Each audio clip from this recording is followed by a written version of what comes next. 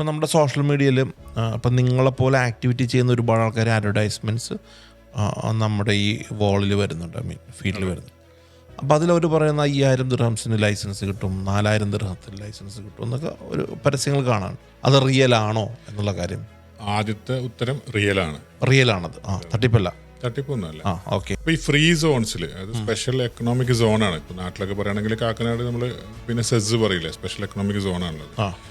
അപ്പോൾ ആ ഒരു സോണിനകത്തുള്ള ബിസിനസ് ചെയ്യാൻ ആഗ്രഹിക്കുന്ന ആളുകൾക്കാണ് ഈ പാക്കേജ് ഉപകാരപ്പെടുന്നത്. പല ഫ്രീ സോണുകൾ ഉണ്ടായതുകൊണ്ട്, ഒരുപാട് 60ഓളം ഫ്രീ സോണായി ഇപ്പോൾ. അപ്പോൾ അത്രയും ഫ്രീ സോണുകൾ ഉണ്ടായതുകൊണ്ട് അതിലുള്ള ഫ്രീ സോണിൻ്റെ മാർക്കറ്റിങ്ങിന് ഓരോരോ ഫ്രീ സോൺസും അവരുടേതായ സ്ട്രാറ്റജി യൂസ് ചെയ്യും. അതിലപ്പോൾ ഏറ്റവും ലോ കോസ്റ്റ് ആയിട്ട് ചെയ്യുന്ന ഫ്രീ സോണിൽ ഉള്ള പരസ്യങ്ങളാണ് പുറത്തോട്ട് കാണുന്നത്.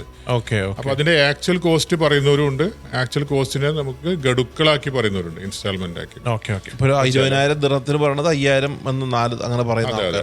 അപ്പം ഫ്രീ സോൺസുകളിലുള്ള ഈ ഒരു ബെനിഫിറ്റ് കിട്ടിയിട്ട് ബിസിനസ് ചെയ്യാൻ ആഗ്രഹിക്കുന്നവർക്കാണ് അത് ഉപകാരപ്പെടുക. ചില ഫ്രീ സോൺസുകൾ തന്നെ കൂടുതൽ ലൈസൻസ് കൊടുക്കുന്ന ഈ ഏജൻസിനൊക്കെ പല ഓഫേഴ്സും കൊടുക്കാറുണ്ട്. അപ്പൊ അങ്ങനെയൊക്കെയാണ് ഈ ഓഫേഴ്സ് ജനങ്ങളിലേക്ക് എത്തിക്കാൻ പറ്റുന്നത്. അത് എനിക്ക് കിട്ടുന്ന ഓഫർ ഞാൻ ജനങ്ങളിലേക്ക് എത്തിക്കുന്നു. നേരിട്ട് നിങ്ങൾ ഫ്രീ സോണിൽ പോയി കിട്ടുന്നതിനേക്കാൾ റേറ്റ് കുറഞ്ഞ് നമ്മുടെ അടുത്ത് കിട്ടും.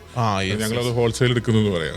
ശരി, പെട്ടെന്ന് ആളുകൾക്ക് മനസ്സിലാവും. അതായത് ഇപ്പൊ ഫോർ എക്സാമ്പിൾ റിയാസ് ബാനെ പോലെയുള്ള ആളുകൾ ഇപ്പോൾ ഒരു 150 ലൈസൻസ് വാങ്ങിക്കുന്നു അല്ലേ? അതെ, അല്ലെങ്കിൽ കമ്മിറ്റ്മെന്റ് കൊടുക്കുന്നു.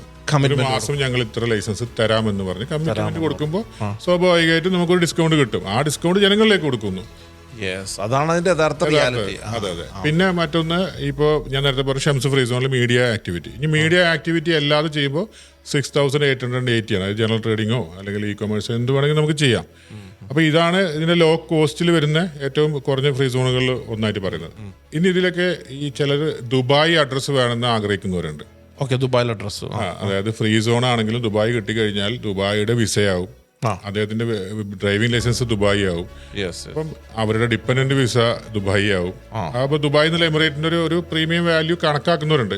എന്നെ സംബന്ധിച്ചിടത്തോളം എനിക്ക് എല്ലാ എമിറേറ്റും ഒന്നാണെന്ന് പറയുന്ന ഒരാൾ.